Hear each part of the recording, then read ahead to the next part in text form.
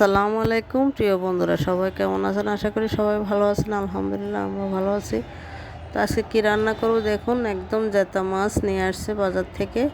তো এখন মিষ্টি কুমড়ার শাক, এটাও একদম নতুন শাক। আর এই হচ্ছে কচি শসা।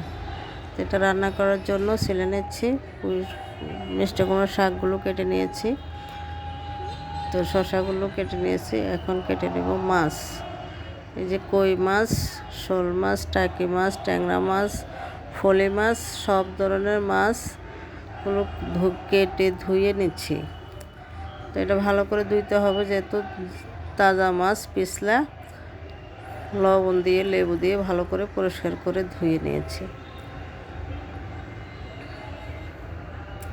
তো এখন বসাই দিয়েছি আমি একটা কড়াইতে দিয়ে দিলাম সরিষার তেল, দিয়ে দিলাম একটু হলুদ, পরিমাণ মতো লবণ দিয়ে আমি মাছ দিয়ে দিলাম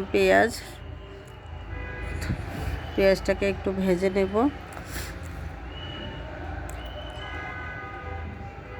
তো দিয়ে দেব আদা রসুন পেস্ট।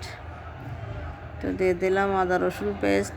মাছটাকে দিয়ে দিলাম হলুদের গুঁড়া, দিয়ে দিলাম মরিচের গুঁড়া। তো সব মশলা কষিয়ে এখন আমি মাছগুলো দিয়ে দিয়েছি। এটা রান্না করব শসা দিয়ে।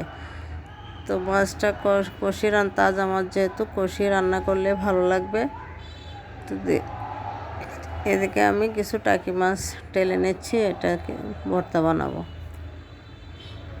তো এই যে শসাতে আমি মাছটা কষানো হয়ে গেছে। এখন আমি মাছটাকে তুলে নিয়ে ওই কড়াইতে শসাগুলোকে আমি কষিয়ে নিচ্ছি।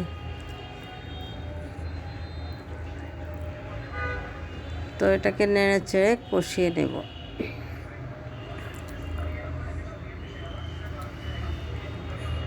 শসা তরকারি পেটের জন্য অনেক উপকারী, পেট ঠান্ডা রাখে। আবার অল্প মশলা দিয়ে রান্না করে খেতেও অনেক দারুণ লাগে। তো এটা ঝোল ঝোল করে রান্না করব। তো শসা কষানো হয়ে গেছে, আমি দিয়ে দিয়েছি কষানো মাছগুলো, দিয়ে এটাকে ঝোল দিয়ে দিব।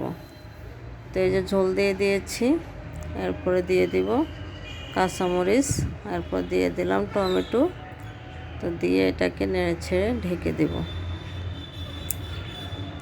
তো এদিকে আমি মিষ্টি কুমড়ার শাক রান্না করব, এই জন্য আমি একটা পাতিল বসায় দিয়েছি সরিষার তেল, দিয়ে দিলাম একটু সামান্য পরিমাণে লবণ, হলুদ পরিমাণ মতো লবণ দিয়ে একটু পানি দিয়ে মশলাটাকে কষিয়ে নিচ্ছি। তো দিয়ে দিলাম লবণ, এখানেও দিয়ে দিলাম আদা রসুন পেস্ট। আমি মাছ কষাবো। তো এই মাছগুলো ছোট মাছ, দেশি টাটকা তাজা মাছ, এই জন্য আমি এটাকে কষিয়ে রান্না করলাম। তো দিয়ে দিয়েছি পেঁয়াজ। সবগুলো মশলা ভালো করে কষিয়ে নিয়ে দিয়ে দিলাম মাছ। তো এদিকে আমার শসা তরকারিটা কেমন হয়েছে, এটাকে আমি মাছটাকে কষিয়ে নিচ্ছি। তো মাছ কষিয়ে তুলে দিয়ে দিলাম একটু পানি দিয়ে ভালো করে মাছটাকে কষাবো। তো মাছটা কষিয়ে উঠিয়ে নেব। তো মাছগুলোকে আমি উঠিয়ে নিচ্ছি। এই ঝোলের মধ্যে দিয়ে দেব আমি মিষ্টি কুমড়ার শাক, সাথে একটা আলু দিয়ে দিয়েছি।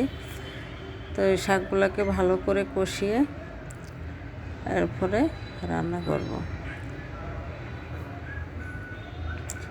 এই ভিডিওগুলো আমার কয়েকদিন আগের। তো শসা তরকারিটা হয়ে গেছে, আমি কিছু ধনিয়া পাতা দিয়ে এটাকে নামিয়ে নেব।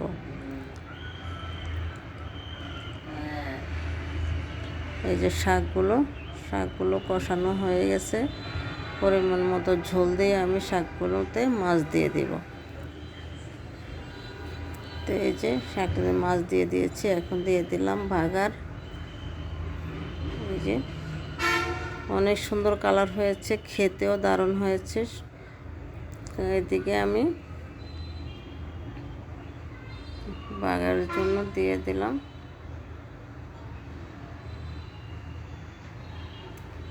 একটু আস্ত জিরা আর 2টা শুকনো মরিচ দিয়ে আমি শাকটার মধ্যে বাগার দিয়ে দেব। বাগার দিয়ে দিয়েছি। ভালো লাগবে পেজটি ফলো দিয়ে লাইক কমেন্ট শেয়ার করবেন। ধন্যবাদ।